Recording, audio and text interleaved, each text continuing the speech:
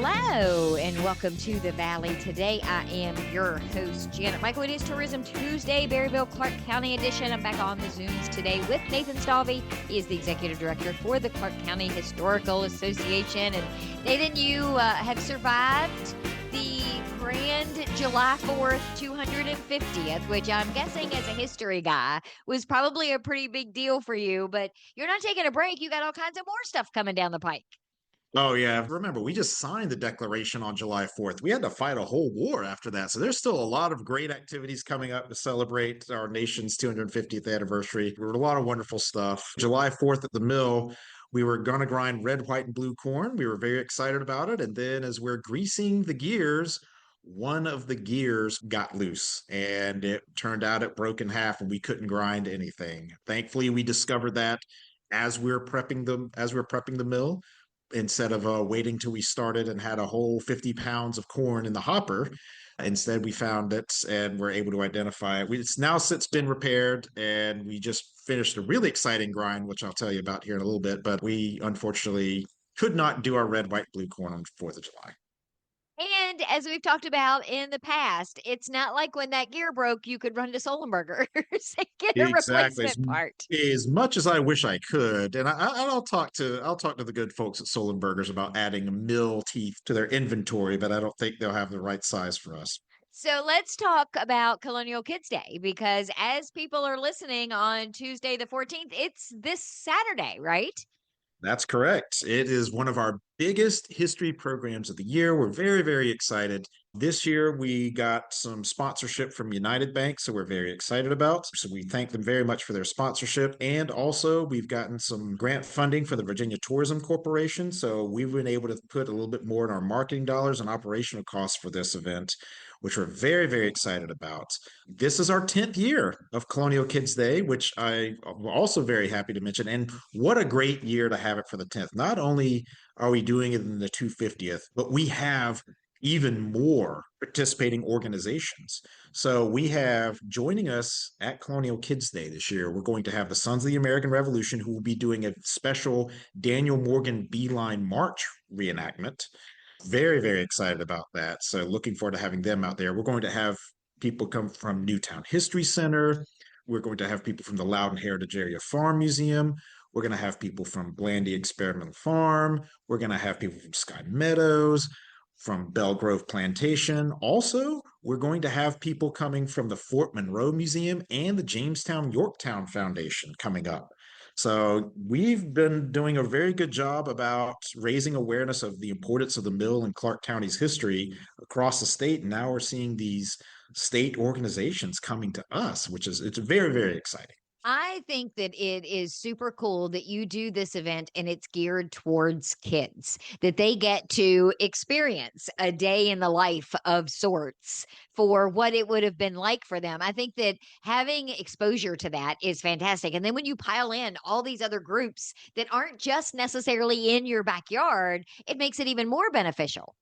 It really does. And I mean, all these participating organizations are so excited because they get to bring some of their kid-friendly programs and interactive elements to the event. And just seeing these kids, there's all these great activities for them. On top of that, we're going to have some coloring books and scavenger hunts and prizes, rewarding those who complete the scavenger hunts. It's a full day. And it's 11 to 4 this Saturday. It really is a full day. You bring your kids out. There's so many activities. This is not just something you're going to be at for 10 minutes. There's just so much to do for the whole day. Which is also a testament to how successful it's been over the last 10 years, because that first event, that first year was great, but it was nothing compared to the size that it is now. Oh, absolutely not. And I do want to mention this. This program started 10 years ago as an undergraduate internship project. I have to give a big shout out to Taylor Kumis, who was at the time, an undergraduate history major at Shenandoah University. Her internship was to create a summer kid-friendly program, and this was what it is. And it has now grown into this amazing program that is bringing hundreds of people from all over, and now organizations from all over the state to this thing. And who knew, from this one internship project from sophomore at Shenandoah University is now this big event, one of our biggest history events of the year. People will get to, in addition to the organizations that you mentioned earlier, don't you typically have like a blacksmith and you have traditional trades of that era that are at the event? Yeah, so people can come in and families can come in and also learn about what it's like to work on a loom. We also have a small kid size loom that the kids can work on as well. There's also going to be spinning wheels. There's going to be a historic wood turner there. We're also going to be grinding grain as well. We're going to be grinding a very special grain, the roasted cornmeal, which has this wonderful smell, almost like a peanut butter type smell. It's a very sweet smell. So the mill is going to have this just amazing aroma as we're grinding this grain. There's also going to be a corn sheller that kids can work with, corn husk doll making, just unbelievable amount of activities. I assume Locke's store is open across the street, but people really can make a day of it, but they should plan, maybe pack a lunch and sit at one of your picnic tables? Absolutely. Yeah, you do have Luck Store across the street, and they've got some wonderful things on their menu. You can eat at the buttery right beside there, or bring a lunch, or bring your food out to the meadow. There's picnic tables, sit, bring a beach towel, and just have a little picnic out on the meadow while all of this is going on. There's a lot of great opportunities for this. But yes, if you wanted to come out there, we certainly encourage bring a picnic and come join us. Is there an admission fee? Yes, only $5 a person. That's it. And it's really a big thank you to our sponsors that allow us to have this to allow us to keep charging just $5. That's what we've charged since it began. And we want to make sure we keep doing that because we want this to be open to all families and children. Do you need volunteers for events like that or Oh, volunteers when you're doing things at the mill? we're always looking for volunteers. Programs, especially Colonial Kids Day, would certainly use some volunteers. Just show up and we can get you on a station and working. But on Saturdays, we grind grain at the mill on Saturdays, and that's where we could really use some volunteer help because a lot of people might not know, but working in a historic mill isn't exactly easy. It takes a team to get everything together. It's getting the stones together, it's getting the prepped, it's getting the gears prepped, it's overseeing the grind, making sure that everything's functioning properly, getting the grain bagged up, the cleanup afterwards. But it's also a really, really fun experience. You ask any of our volunteers, they'll tell you this is why they come out on Saturdays because it's fun. It's unlike anything else you're going to volunteer for. It's an eye-open experience, I would imagine, because it's not like you just walk in and you push a button and everything starts to work like it would in today's world. It really gives you a sense of all the things that had to be ready and had to happen before you ever see anything being ground. Exactly. And the thing is about grinding at the mill, it's very intuitive. There are no buttons, as you said. There's nothing electronic. You have to just know. You just have to feel it. You just have to just know how to adjust the stones and the speed of the water wheel and how much grain has to be fed in. All of these adjustments have to be made at the same time, and you just learn it by doing. It really is, it's something spectacular. A great example of that. This past Saturday, we ground barley for Chili Hollow Brewing for them to make in a beer recipe that's going to be coming out at the end of August. They're going to call it Carter's Gold after Carter Hall, which is right up the road from the mill. But we ground the barley there, and he actually sent me an email this afternoon saying that once again, that our grind was almost exactly where he would have put it in his own electronic machines.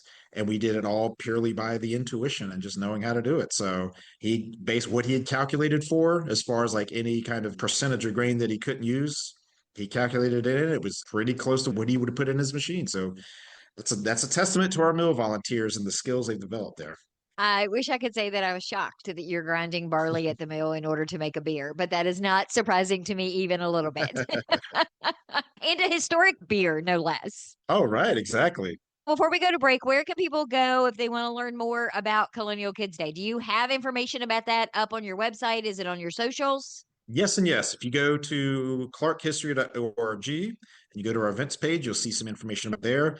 And you'll see a flyer for it right there on our social media pages, both on Instagram and on Facebook. You can follow it on the Mill or at Clarke History. Let's take a break. When we come back, I know that the call for art is open for the fall art show for Art at the Mill. Can we get some details about that in the next segment? That sounds good. Right, we're going to do all of that when we come back. We are on the Zooms today with Nathan Stalvey. He is the executive director for the Clarke County Historical Association. It is Tourism Tuesday, Berryville, Clarke County edition. We're going to come back and talk more with him in just a couple of minutes. This Saturday, Henry Mueller will change the world. He has no idea that's what he's going to do. He only knows that he went to justserve.org and signed up to spend time at a senior center Saturday morning. As he browsed through service opportunities in his own community, he remembered the words of Paul to the Galatians, "By love, serve one another." Little does Henry know that Saturday morning he'll end up speaking to one senior in particular who hasn't seen his family in several weeks and is feeling especially lonely. Henry doesn't know the short time he'll spend with this man will lift his spirits, cheer his heart, and make his life just a little better. Through love and service this Saturday, Henry Mueller will change the world. See the difference you can make. Sign up for service opportunities in your community. Visit justserve.org.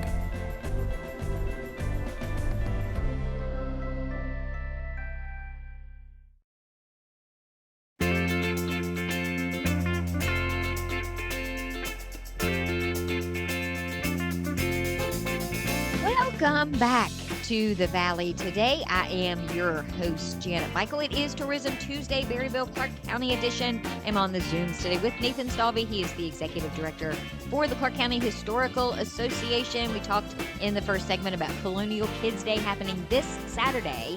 As you are listening on the radio, you might have missed it if you're a week late listening on the podcast, but it is July 18th, and make every effort that you can to go and enjoy that with or without your family. Because, Nathan, while it is Colonial Kids Day, grown-ups are going to get a pretty big kick out of some of the cool, fun things that you have happening there that day. Oh, for sure. I mean, trust me, every time we have this event, I feel like the adults have just as much fun as the kids. There's a lot of great stuff, even going down to the blacksmith shop and everything. There's a lot of great activities for all ages, honestly.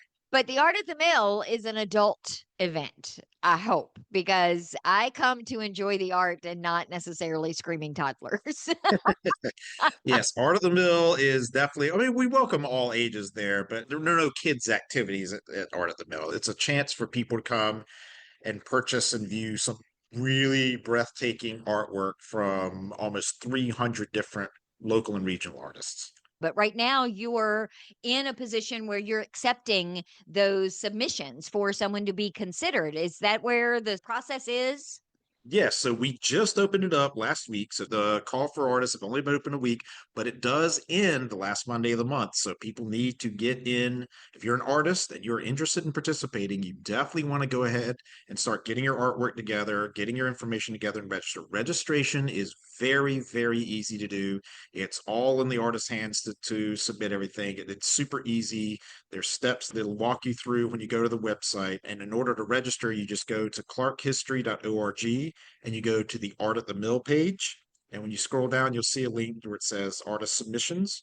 That's where you click that link and it'll walk you through the entire process. It's only $35 to register. And that's whether you enter one work or 5 works. You can submit up to 5, but any number, it's just a flat $35 to register. So we want to try to get as many artists in as possible and get as many artists recognized as possible. And we're not just talking about artists that are painters. You take woodworkers and you take people who do blown glass and you take mixed medium and pottery. There's a lot of art that spans the show. Absolutely. Acrylics, oil, wood turning, pottery, glass blowing. We don't take any fiber arts because of being in the mill, not exactly air conditioning there. We also don't take photography either. So it's just traditional arts is what we accept. If you're doing watercolor, it does have to be behind some type of glass, again, because of the temperature and humidity issues in the mill. We're really excited to kind of showcase all of that. And something I do want to highlight is that thankfully, again, to the Virginia Tourism Corporation, we got a significant amount from a grant to market Art at the Mill. So we're going to see the fall art show marketed even more than we have in past art shows, which is still a significant amount. So we're, again, thanks again to the Virginia Tourism Corporation and also Tito's Handmade Vodka, who's our sponsor. We have gotten a lot of money that we can actually really promote these artists with, and we're very, very excited to see what we have out there. You have artists that return year after year, but this is a juried process. So it doesn't mean if you've done it once, you're guaranteed a spot this time. So if there's an artist listening that has never sent in a submission for this show, they should still give it some thought and consider doing it, because each submission is like a mini competition in and of itself. Oh, absolutely. Trust me, it's not the name of the artist, it's the work itself. The art jury has done a fantastic job over the years. They have been involved in this show for many, many years. They know what the buyers are looking for, they know what sells. And it really is, I can't tell you how every single show, there's always several new artists who come in. It's like, oh my God, this is my first show. Oh my God, I can't believe I sold some work. It happens every show multiple times, and it is so rewarding to hear. And then the returning artists, they always put some really wonderful and great things in there. But yeah, each piece, when you're entering it in, it is a jury process. Each piece is juried on its own. So don't worry about like if you've never been in a gallery before or you've never shown in any art shows before, doesn't matter. Let your work speak for itself. Definitely consider entering into the show.